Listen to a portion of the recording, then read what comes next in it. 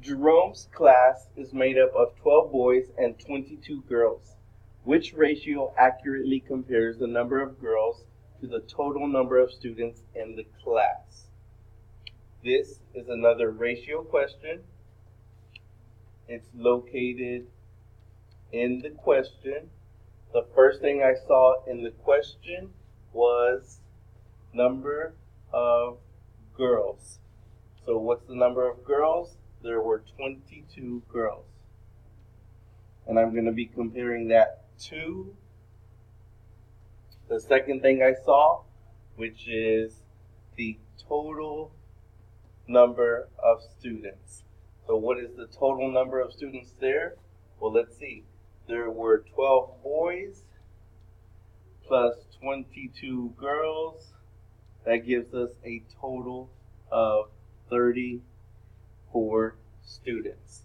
So the answer we're looking for is 22 to 34. 22 to 34. I have to start with the smallest number first.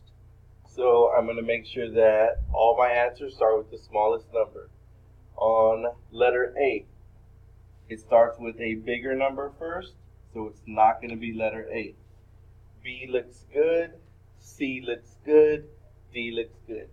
So now we're going to go to trying to simplify our fraction. Our fraction is going to be 22 over 34. So let's see. I'm going to ask myself, what numbers could I multiply to make a 22? I could multiply 2 times 11. Using one of those numbers, what could I multiply to get a 34? 2 times 17.